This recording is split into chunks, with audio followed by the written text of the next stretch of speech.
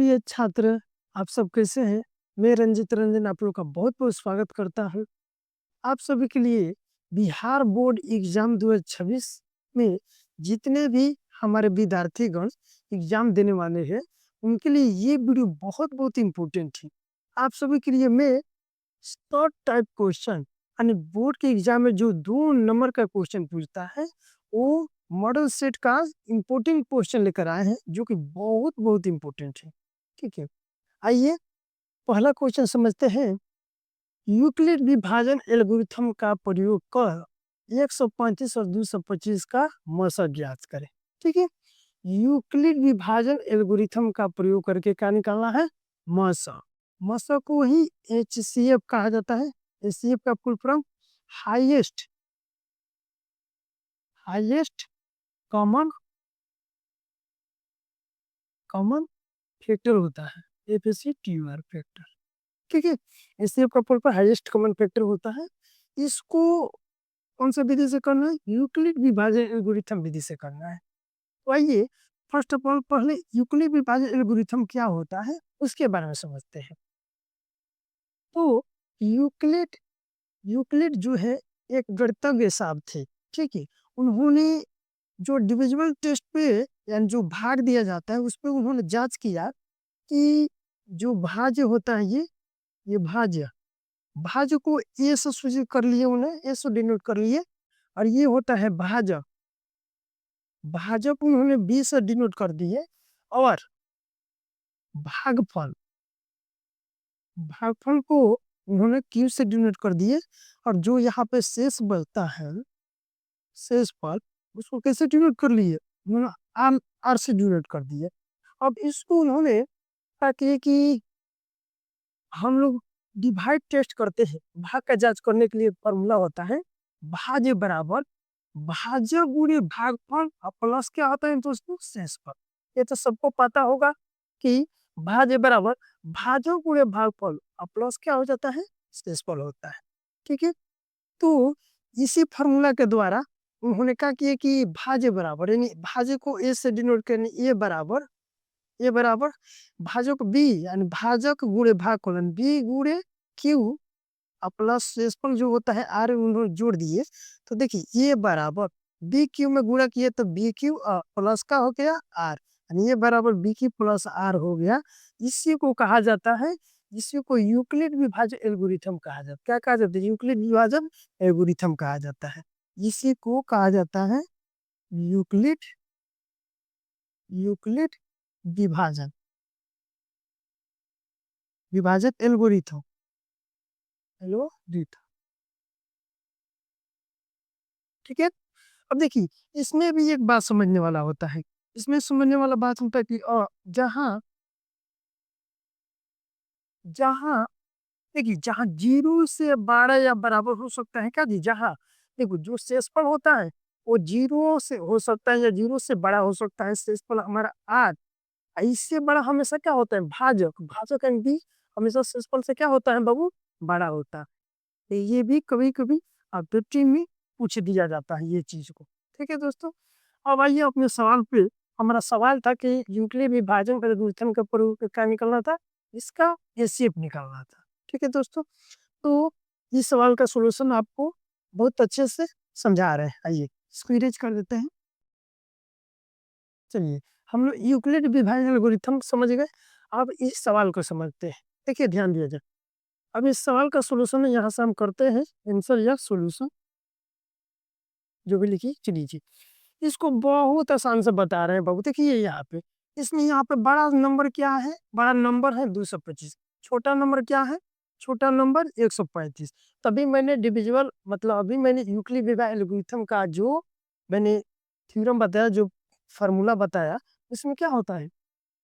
देखिए, तो इसमें क्या करेंगे, जो बड़े वाला नंबर है ना, बड़ा वाला, उसको माना कि बड़े वाला नंबर को क्या मान लेंगे बाबू? ए मान लीजिए, यानी ए बराबर 225 हो जाएगी। ठीक है? अब बी बराबर क्या हो? छोटा वाला नंबर जो होगा ना, उसको बी मान लीजिएगा। ठीक है? बी मान लेंगे ना, बी बराबर 135। ठीक है?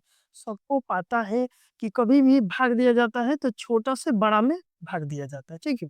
सभी को भाग विधि से एसीएफ निकालना आता होगा ना? बस वो चीज़ आता होगा तो आपको बहुत तेज़ी से ये समझ जाइएगा, ठीक है? अब हम भी वो क्या करेंगे, हम भी इसको भाग विधि से एचसीएफ ही निकालेंगे। चलिए आइए, अब एचसीएफ यहाँ पर निकाल लीजिए चलिए। तो 135 में हम क्या करेंगे, 135 से 225 में हम क्या कर देंगे, भाग दे देंगे, ठीक है? अब देख लीजिएगा, 135 के 2 वाले पारा पड़िएगा तो ज़्यादा, इससे ज़्यादा हो जाएगा, ठीक है? एक के बार में जाना पड़ेगा, एक बार में ले लीजिए बाबू 135। अब देखिए यहाँ पर अब एक जैसा नहीं रहता तो यहाँ पर घटाना पड़ता है। अब घटा दियो बाबू, 5 में से 5 गो को बचा 0 गो है, यहाँ पर देखिए 2 में से 3 जाएगा जी, नहीं घटेगा, 30 से ये फारसिंग देगा तो इसके पास कितना हो गया, 12 हो जाएगा, इक्वल हो जाएगा यहाँ पे। अब 12, 12 में से 3 जाएगा, ठीक है जी। अब 12 में से 3 गया तो क्या हो जाएगा, यहाँ पे 9 बचेगा, ठीक है? 9 हो जाएगा, 9 हो जाएगा, ये कट जाएगा, 1 बचेगा, 1 में से अगर 0 यानी ये कट जाएगा, ठीक है? अब देखिए ध्यान से समझिए मेरा बात को। अब यहाँ पर देखा जाए, ये तो शेष हो जाता है दोस्तों, शेष हो जाएगा ना? लेकिन अब यहाँ पर आगे हम बढ़ेंगे तो ये हो जाएगा हमारा, भाज्यों का काम करने लगेगा, और ये क्या हो जाएगा, ये क्या हो जाएगा बाबू, यहाँ पर ये आकर भाज्य बन जाता है, ठीक है? यानी इसको अब यहाँ पर लाके इसको भाज्य बन जाएगा ये। अब ये 135 यहाँ पे ला देंगे, ठीक है? अब 90 में इसमें कितना, 90 2 बार में जाइएगा तो 180, 9 दूनी 18, 180 हो जाएगा, तो एक के बार में फिर यहाँ पर जाना पड़ेगा, तो 90 एकम 90। अब यहाँ पर घटा लीजिए ये भी, देखिए 5 में से 0 भी गया तो 5 बच जाएगा। अब 13 में से 9 गया तो 9 एक 10, तो यहाँ पे क्या बचेगा, यहाँ पे 4 बचेगा, ठीक है? 45 यानी इससे ये शेष पर 45 आ गया। अब 45 ये रहेगा, ये आके यहाँ पे क्या बन जाएगा, यहाँ पे भाज्य बन जाता है, ठीक है? 90। बाकी लोग बताइए, 45 दूनी 90 होता है ना? 2 से कटा दीजिए, 45 दूनी 90, कटर गया। अब देखो कटर गया, देखिए, देखिए भाव बना जाता है तो ये कहीं ना कहीं जाकर पूरे, कहीं ना कहीं जाकर डिविजिबल हो जाता है। एक और बात है, जो नंबर से करता है ना, वही उसका क्या कहलाता है, एचसीएफ कहलाता है दोस्तों। लेकिन तो मैंने तो ये ऐसे बना लिया। अब देखिए, अब इसको कौन से विधि से लिखना है, किस फॉर्म में लिखना है, यूक्लिड, यूक्लिड विभाजन एल्गोरिथम फॉर्म में लिखना, तो यूक्लिड विभाजन एल्गोरिथम फॉर्म में। तो आज ये अकॉर्डिंग टू क्वेश्चन एंड प्रश्न से यूक्लिड, यूक्लिड विभाजन, विभाजन एल्गोरिथम से, एल्गोरिथम से। अभी मैंने फार्मूला बताया बाबू कि यूक्लिड विभाजन एल्गोरिथम से क्या फार्मूला लाए थे ए बराबर बी क्यू प्लस आर, ठीक है? ए बराबर बी, ए बराबर, सॉरी, ए बराबर बी क्यू प्लस आर होता है। जहां क्या बताए थे, जहां 0 से बड़ा या बराबर होता है हमारा शेषफल, इससे बड़ा होता है बी यानी हमारा भाजक होता है, ठीक है? अब देखिए ना जी, अब इसी चीज़ों को देखिए, ये कितना पार्ट में यहाँ पे हम हल किए हैं, 1 पार्ट, 2 पार्ट, 3 पार्ट, यानी 3 पार्ट में हम लोग हल किए हैं, ठीक है? इसी पार्टवा को ए बराबर बी की प्रसार फॉर्म में लिख देंगे, इसी को यूक्लिडियन में हल हो जाएगा यहाँ पे, ठीक है? तो देखिए, अब अभी मैंने बताया कि इसको ए कहा जाता है, इसको बी कहा जाता है, इसको क्यू, जो शेषफल होता है उसको आर। अब इसको लिख लीजिए इस फॉर्म में। तो चलिए स्टेप, स्टेप बाय स्टेप लिख देते हैं। स्टेप 1 में, स्टेप 1 में देखिए, इसको ए बराबर का यहाँ आया है 225, थोड़ा सा बोल दीजिए आप लोग भी। ए ए बराबर 1/225, बी, बी क्या है यहाँ पे, 135 गुणे क्यू, क्यू कितना है बाबू, 1 बार, 1 और प्लस शेषफलवा कितना बा, शेषफलवा यहाँ पर 90 बा, 90 है ना यहाँ पे, तो 90 लिख दिए। अब आप ही लोग बताइए ना, शेषफल 90 आइल बा, 0 लिखे ना भाई, तो 0 नहीं आया है ना, तो लिखल जाई है जी कि हम क्या लिख देंगे दोस्तों, लिखेंगे आर बराबर 90, अभी 0 नहीं आया है, फिर आगे स्टेप लिखना पड़ेगा एक। चलिए स्टेप ऑफ 2 में आएंगे, स्टेप 2 में समझेंगे। स्टेप 2 में देखेंगे बाबू, यहाँ पर स्टेप 2 है, तो यहाँ पर ए क्या हो जाएगा, 135 हो जाएगा, और ये बी हो जाएगा 90, और क्यू ये हो जाएगा, आर ये हो जाएगा, ठीक है दोस्तों, समझ में आ रहा है? ठीक है। अब यहाँ पे स्टेप 2 में देखिएगा, ए बराबर 135 बराबर बी, बी कितना हो जाएगा, बी, बी हो जाएगा 90 गुणे क्यू का हो जाएगा दोस्तों 1 हो जाएगा यहाँ पे 1 और प्लस शेषफल कितना आ गया दोस्त शेषफल आ गया है 45 शेषफल का जब 45 आ गया है यानी आर बराबर 45 अभी जीरो नहीं हुआ है नॉट इक्वल टू जीरो। ठीक है दोस्तों अब यहाँ पर देखिए स्टेप स्टेप किस में देखेंगे स्टेप 3 में देख लीजिए यहाँ पे ए के जगह कितना हो जाएगा यहाँ पर ए हो जाएगा 90 बी हो जाएगा 45 क्यू हो जाएगा 80 में पटर गया है। ठीक है तो यहाँ पर लिखेंगे 90 बराबर 90 बराबर हो जाएगी क्या हो जाएगा 45 गुणे 2 और शेषफल जब कटर जाएगा तो क्या हो जाएगा शेषफल 0 हो जाएगा तो शेषफल 0 आर बराबर 0 समझ गए। तो जब 0 आ जाएगा तो यहीं पर रुक जाएंगे अब क्या लिख देंगे अतः इसका हमारा यूक्लिड से इसके एचसीएफ क्या हो जाएगा 45 ही आंसर हो जाएगा। अतः HCF बराबर कितना आंसर आएगा इसका 45। ठीक है आई होप कि ये आप लोग को ये सभी बातें समझ में आया होगा।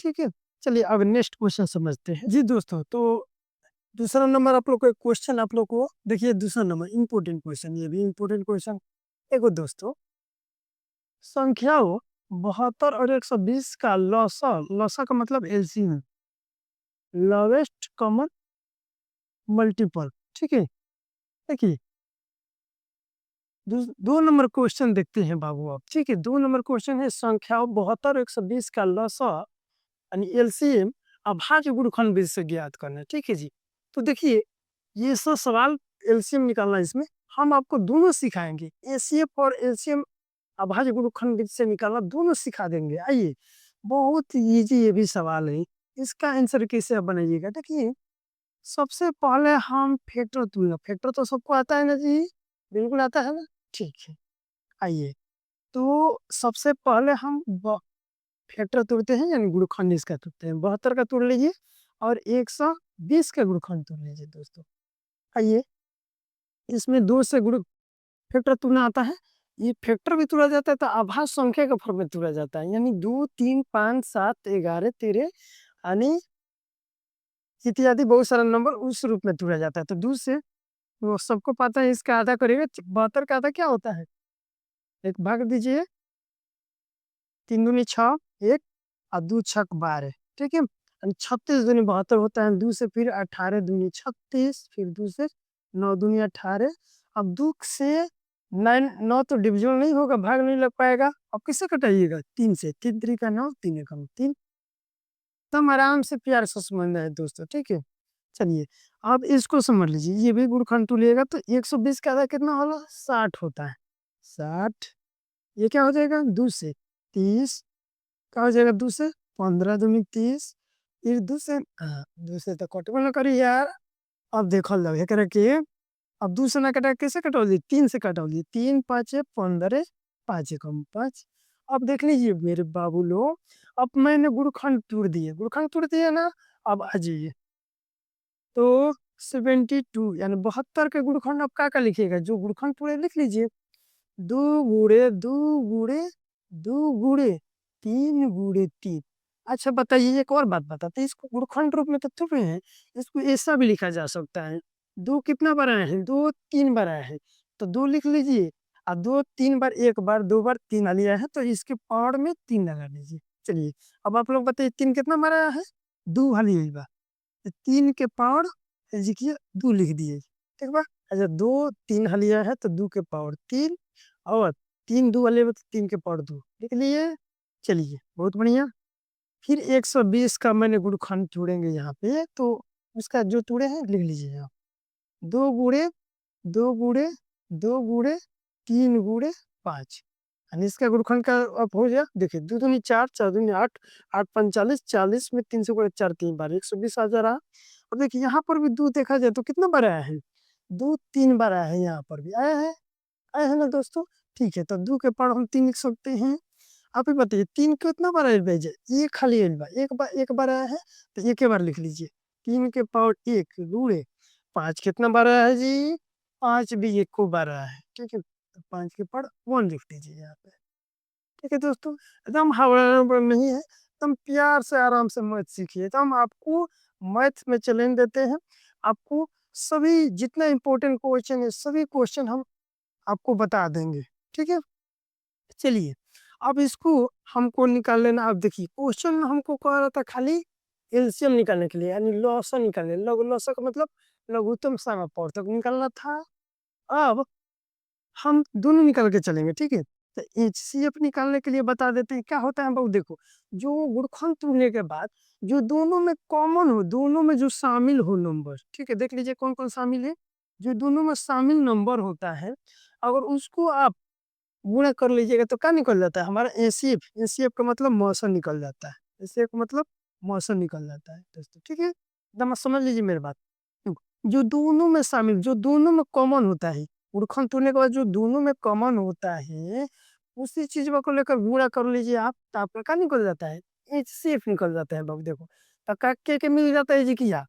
देखो हर दो आदमी मिल जाता लो, ठीक बात, दो मिल गया तो ये खाली लिख देंगे, ठीक है? ये भी मिल गया तो इसके बदला में एक बार लिख देंगे, ये भी मिल गया है, इसके बदला में एक बार लिख दीजिए। मिल गया यानी कॉमन हो गया, दोनों में कॉमन है। यहाँ पर देखिए 3 भी मिल जा रहा है तो 3 भी लिख लेंगे, ठीक है? अब क्या करेंगे, अब इसको ले जाकर हम सबको अब गुणा कर लीजिए, आपका आंसर आ जाएगा। 2 दूनी 4, 4 दूनी 8, 8 के पढ़त 3 हाली पढ़त के बताइए कितना होला? 8 3 के 24 होता है, ठीक है? तो 3 दूनी 6, 6 दूनी 12, 12 दूनी 24। यानी हमारा हमारा एसीएफ कितना निकल गया? हमारा एसीएफ निकल गया, एसीएफ निकल गया 24, ठीक। लेकिन क्वेश्चन में क्या कर रहा था? एलसीएम निकालने को बोल रहा था दोस्तों। एलसीएम भी निकल जाए, आइए निकाल के दिखाते हैं। एलसीएम बराबर क्या होगा? अब बस कुछ नहीं के काम करे के, बस हम जितने बता दो वही ते काम कर दीजिए खाली, ठीक है? अब हम क्या करें कि जो दोनों में मिलल है, जैसे एशिया में जो जो पार्ट लिखी उसको भी लिख लीजिए आप चुपचाप, ठीक है? एकदम आसान विधि से हलवा विधि सिखा रहे हैं आपको, ठीक है? देखो दोनों में जो दो दो मिल रहा है ना, तो 2 ले लीजिए, ये भी 2 ले लीजिए, ये भी 2 मिल रहा है 2 ले लेंगे, 3 मिला है तो 3 ले लेंगे। अब जे जे बाचता ऊपरों के हमेशा लेके गुणा कर देबो। कौन कौन को बाचता हो बापू? ये तो 3 बाची बचता, 3 के ले लिए।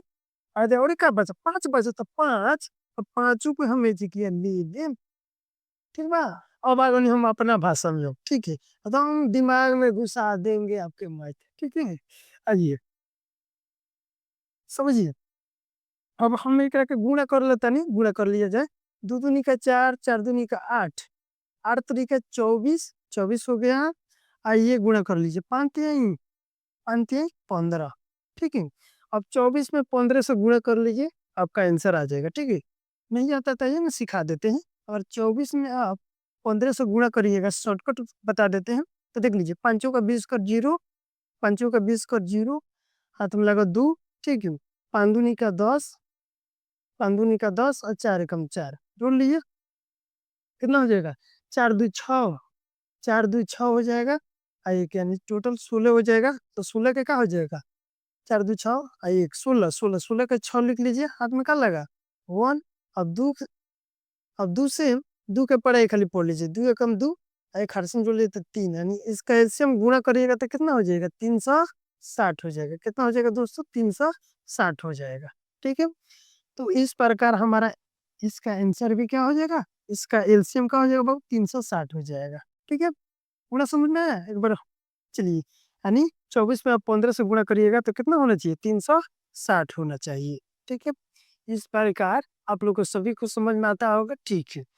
तो इस प्रकार आपका 2 ही क्वेश्चन आपके लिए काफ़ी है। नेक्स्ट क्वेश्चन आपको अगले वीडियो मिलेंगे, तब तक के लिए जय हिंद।